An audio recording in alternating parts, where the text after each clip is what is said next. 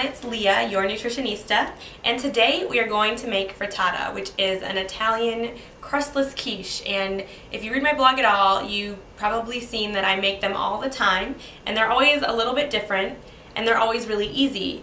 And I get a lot of questions about how I make them, and so now I'm going to actually just show you what I do.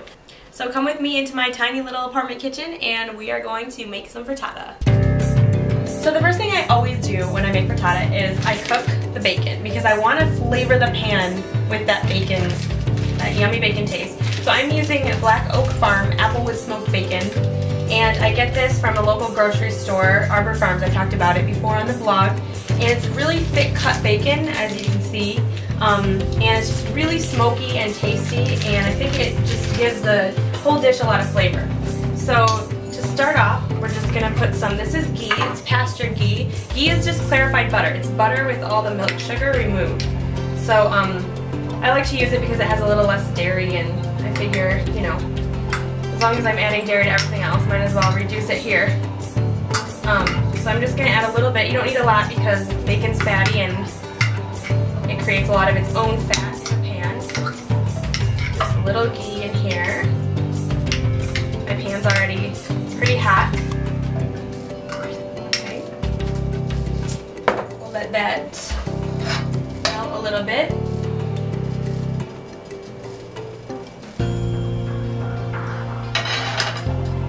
And now we're going to put in the bacon.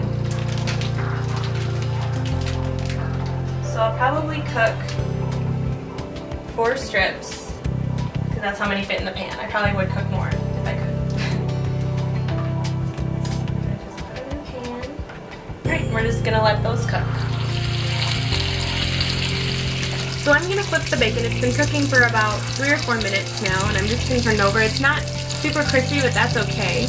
And this is actually nitrate-free, organic, local bacon, which I like because I like to support local farms. And also I like nitrate-free because nitrates have been linked to cancer, although the amount in bacon is probably not huge, just to be on the safe side.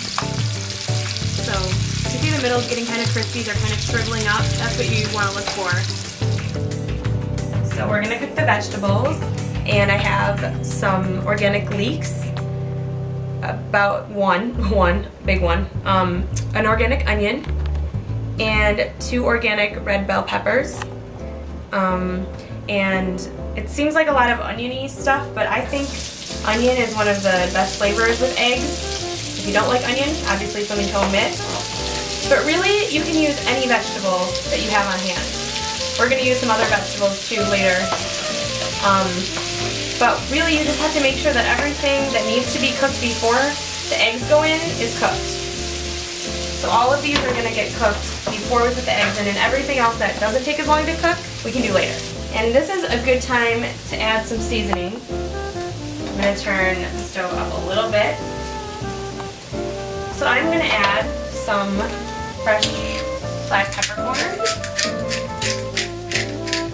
Lots of peppers, and some sea salt,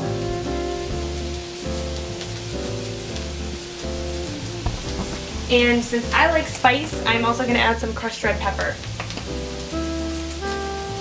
I have a pretty liberal hand with my seasonings, so.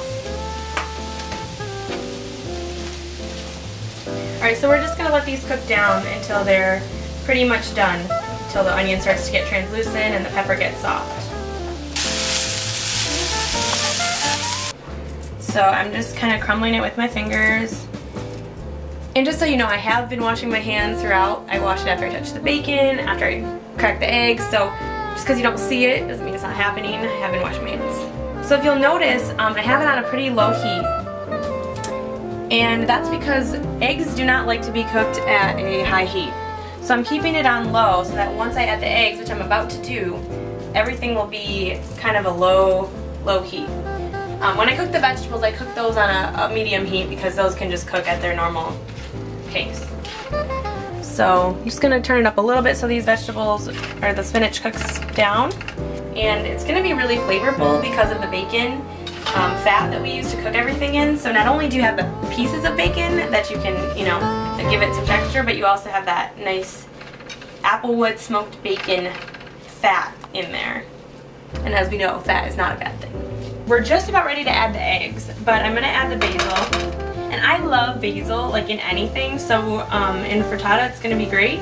And the basil doesn't really need to cook, it's just there to flavor. So you do wanna bring some of the flavor out with the oil, but you know, it doesn't really need to cook much before I add the eggs.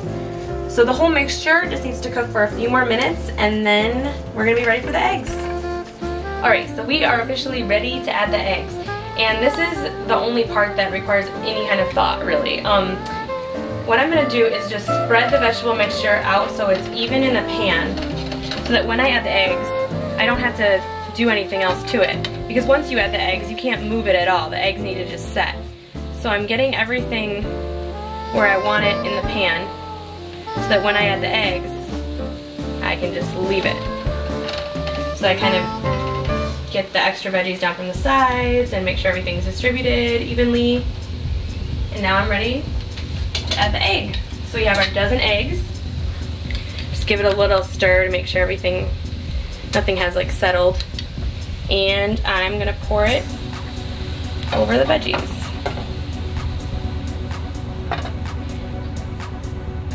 So pretty evenly distributed, and you can see it coats the veggies pretty well.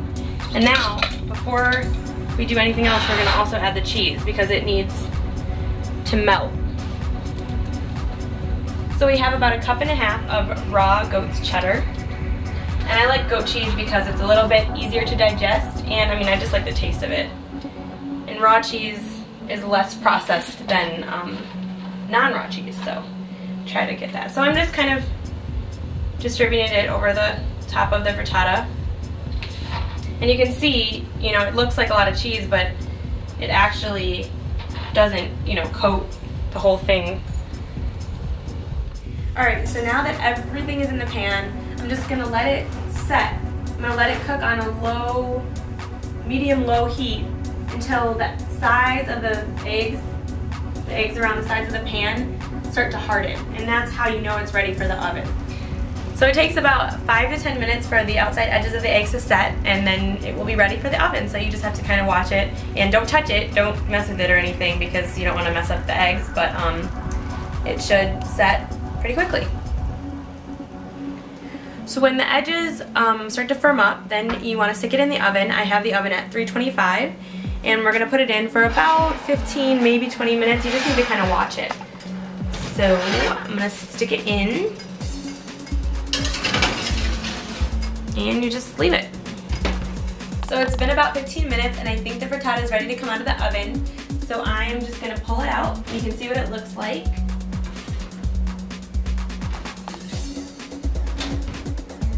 All right, here it is.